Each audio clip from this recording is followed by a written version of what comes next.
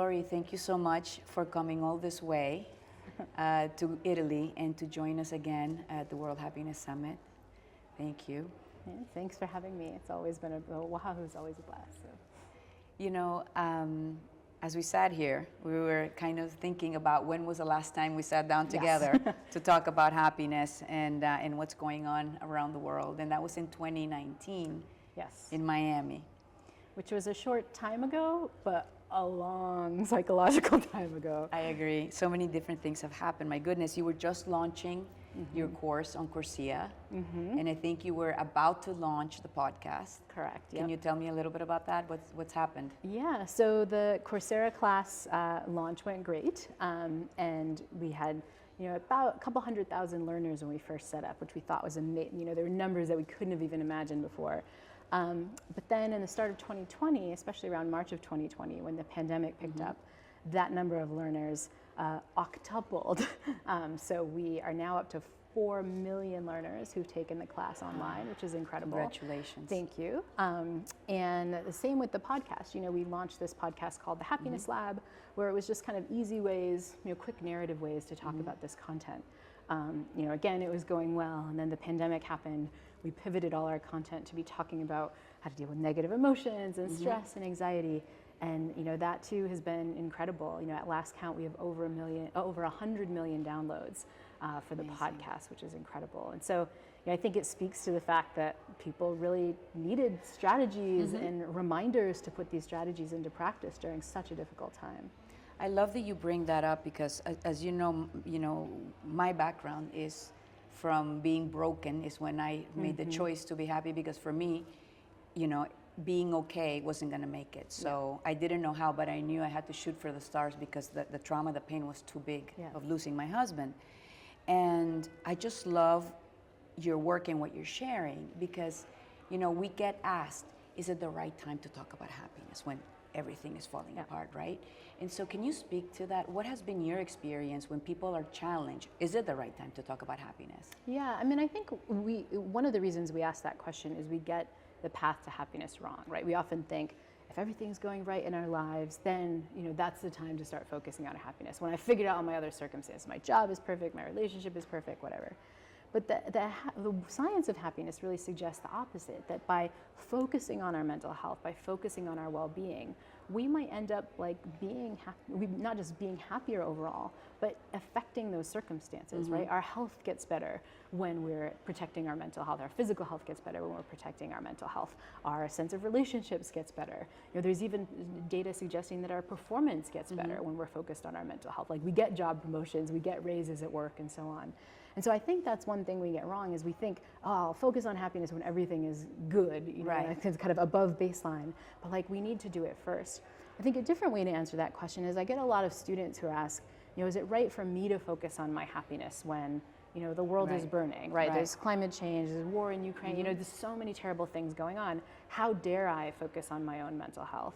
But here too, I think the happiness science tells us that we kind of have it wrong. If we want the bandwidth to deal with the social justice issues we're facing, to deal with the climate and economic issues we're all facing, we have to be in a good place with our psychology. And there's some lovely work coming out of Georgetown showing that if you look at, who goes to a climate protest, right? Like who tried to take action in the US for Black Lives Matter and some of these social justice movements, what you find is it's the people who are self-reporting the highest level of positive emotion. It's the people who are self-reporting the highest level of mental health.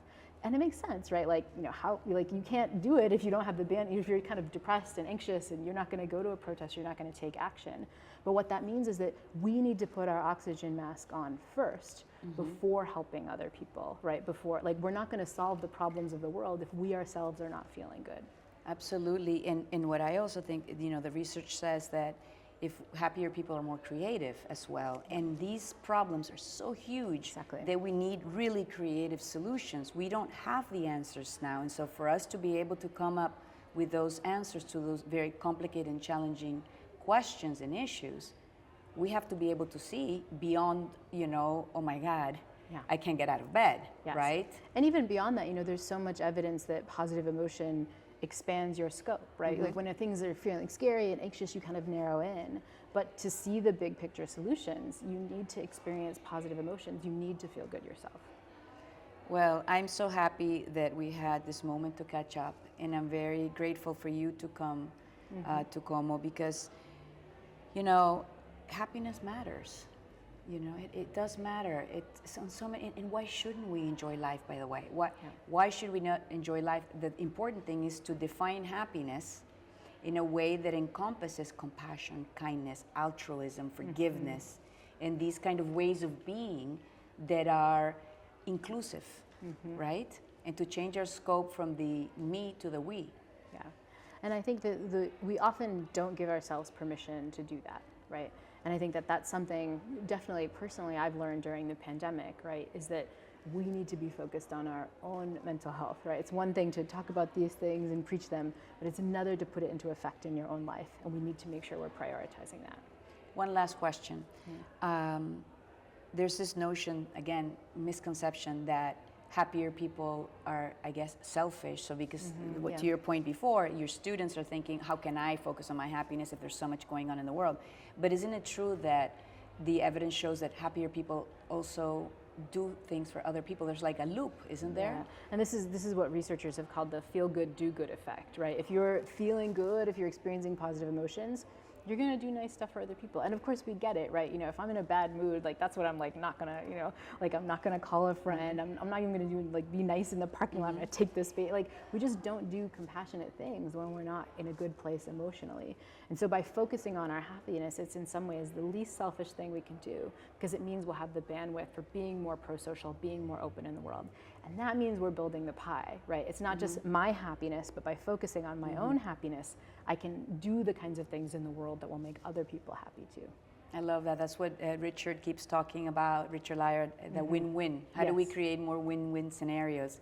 It's we have to change that paradigm, and you're certainly a leader in doing that. So we're very, very grateful, just on a global scale. Let me say this for the 100 million people who listen to your podcast and growing, that we're very grateful for the work that you do, and in particular, that you are able to kind of democratize happiness, so we understand what we're talking about first, so we can promote it. So thank you so much for your work. Thanks so much, and thanks for having me here today. Absolutely.